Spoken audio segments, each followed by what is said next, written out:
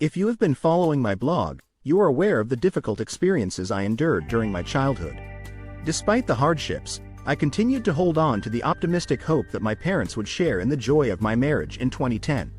However, I couldn't shake the memories of the abuse my parents exposed my brother and his future wife to when he got married.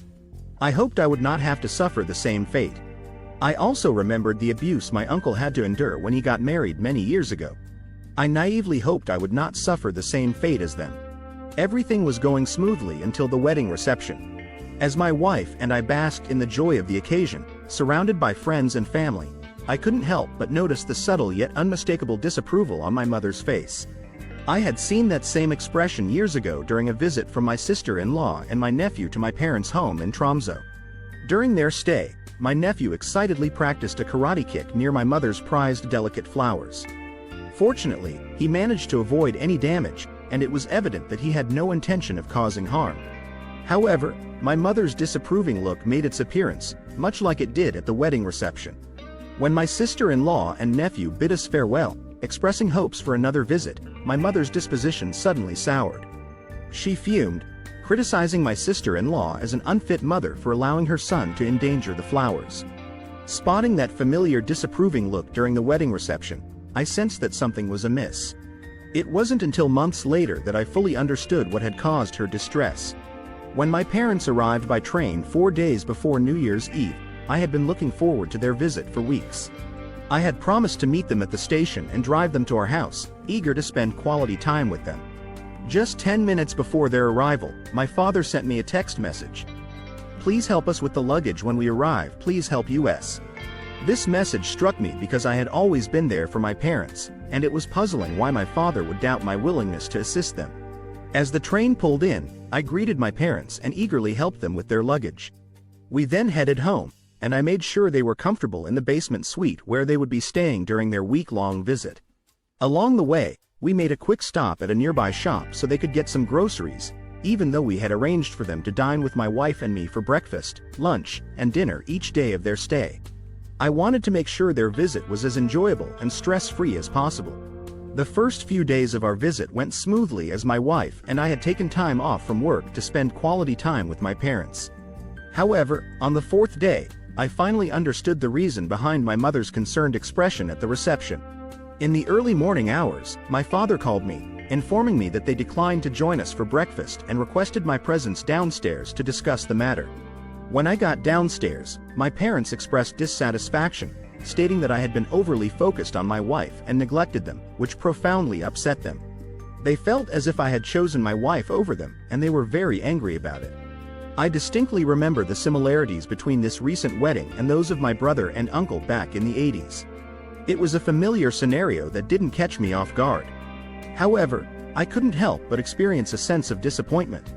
Both my parents, who are now practicing Pentecostal Christians, didn't live up to the expectations I had for them. I had anticipated greater changes from them, especially considering their past.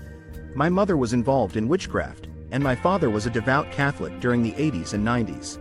I was completely taken by surprise the next morning when I received an early morning call from my parents.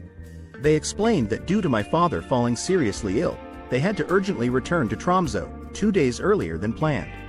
The reason for their abrupt departure was my father's health condition, which required immediate hospitalization to prevent a life-threatening situation. It was my mother who conveyed this distressing news to me over the phone, and I could sense the worry and urgency in her voice. I held no doubts about my mother's words. She had never lied to me about such serious matters before. Keeping that in mind, I assisted them in packing and then drove them to Kjevik Airport. Upon our arrival at the airport, I quickly located a wheelchair for my father, knowing that he was unable to walk long distances. Although initially grateful, he suddenly grew frustrated and rejected our help. The last image that lingers in my mind is of my father being wheeled through security, still angry and loudly berating my mother and the ground staff. I could see the ground staff's frustration at having to deal with such loud verbal abuse from my father. I had high hopes for the weekend, but unfortunately, it didn't turn out as I had expected. It made me reflect on my parents' behavior, as they claimed to be saved Christians, yet their actions reminded me of how they used to behave in the 80s and 90s. However, despite my disappointment, I felt a sense of relief when they left. I still deeply care for them and didn't want to witness my father or mother suffering. It was a weight off my shoulders knowing that my father would finally be receiving the medical help he needed. I called my parents 2 days later, consumed by worry about my father's health. As the phone rang, a sense of unease gripped me. When my mother answered, her voice trembled as she disclosed a devastating truth. She admitted that the news of my father's illness was a lie. There was no life-threatening condition. This revelation left me shocked and hurt. She then explained that they had fabricated the illness to manipulate their return to Tromsø, as they disapproved of my decision to prioritize my wife over them. I vividly recall the events surrounding my father's health struggles. In 1995, I was by his side as he underwent a challenging aortic heart valve operation. The year 2006 brought another ordeal as he battled prostate cancer. Complicating matters, they resided in my apartment in Tromsø, adding considerable strain to my life. The distressing moment when I found my father suffering a heart attack on the stairs in 1994 left an indelible mark on me. His consistent falsehoods about facing a life-threatening illness constantly haunted me, perpetuating a fear of losing him. Unlike my father, my mother, who had endured all of this with me, never misled me about his health. Tragically, they exploited my love and concern for them by fabricating stories about my father's health, using it as a tool to punish me for my marriage. This intolerable behavior propelled me to sever ties with them.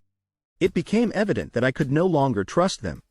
The realization that they were willing to leverage his health issues against me prompted a critical need to shield myself and my wife from their toxic influence. A few days later, my brother called to express his support after hearing about what had happened. During our conversation, he seemed to genuinely care for me and acted like a protective older brother in a tough situation. However, 2 days later, he called back and revealed that his earlier support was insincere. He admitted that he was only pretending in order to gain information on how to persuade me to reconnect with our parents. He insisted that I had overreacted and pressured me to prioritize our parents over my wife, just like he had done.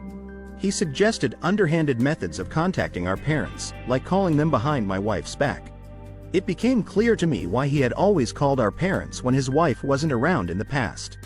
I stood my ground, telling him that I would not deceive my wife and that I refused to maintain a relationship with people who had betrayed my trust and love. The next time I heard from my brother was a year later. He sent me a furious text message, warning me to get a grip on myself or he would intervene. I asked him if I should interpret his message as a threat, but he never responded. About 2 years later, my brother, father, and mother unexpectedly appeared at my workplace. My brother declared that he was there to fix things and convince me to see reason once more. He stood in my office for an hour while I chose to ignore him until he finally left the building. My mother came to my office and begged me to see reason. I informed her that I could no longer trust her and that until she and my father acknowledged the pain they had caused me, I wanted nothing to do with them. They left my workplace, and I never saw them again. In 2015, I started remembering childhood memories and traumatic experiences that I had repressed. During this time, my parents, who were living in Tromsø, tried to contact me through text messages and letters.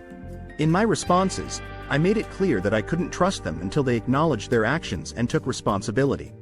I had no desire to have a relationship with people I couldn't trust. When I began sharing my repressed memories in my replies, they vehemently denied everything, claimed to have always been good parents, and accused me of unfairness.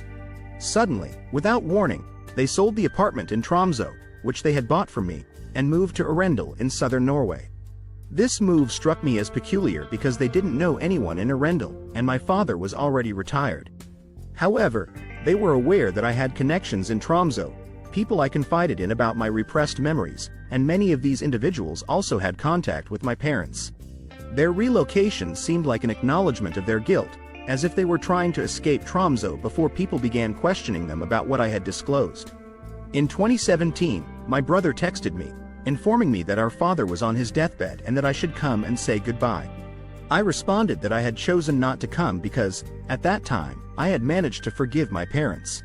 However, even though I had forgiven them, I still did not trust them and was not willing to have any contact with them. I believed that if I had attended the funeral or visited his deathbed, he would likely have said hurtful things to me or denied any guilt. Having such a conversation before his passing would have been very difficult if not impossible for me to handle.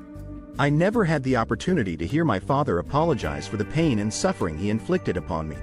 Despite this, I've chosen to forgive him, and I don't carry any animosity or resentment toward him. Even if he were alive today, I would still struggle to trust him because of the way he exploited my feelings for him.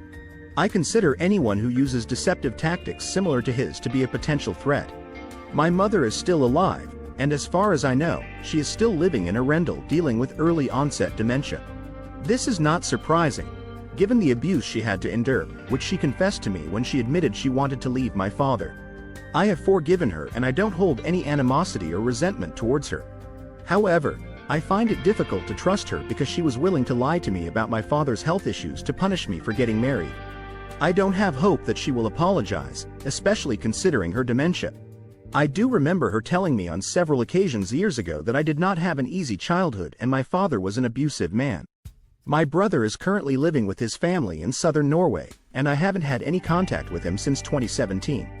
Despite having forgiven him, I find it difficult to trust him due to his past jealousy towards me and his willingness to deceive me in 2010 in order to persuade me to return to our parents. I hope that he or someone in his family will eventually come across these blog posts and understand that there are two sides to every story. Even though he has dismissed my side as lies and fantasies, the events did occur, and I hope that he will be able to address them maturely one day. In my current stage of life, I find myself thriving in content. I am happily married and enjoying a fulfilling existence in the charming town of Vennesla, not too far from the bustling city of Kristiansand. While I do wish that circumstances had been different for my brother and our parents, it brings me some solace to have spoken with individuals who knew my father throughout the years. Learning about their experiences has provided me with a sense of reassurance, understanding that I was not alone in enduring the abuse. It has become increasingly evident to me that there was little that could have been done to prevent the situation, given the incapacity of my parents to fulfill their roles. You may be wondering how, despite the challenges of growing up without a father, I have managed to carve out a gratifying life for myself today. This remains a topic that I plan to explore in a forthcoming blog post.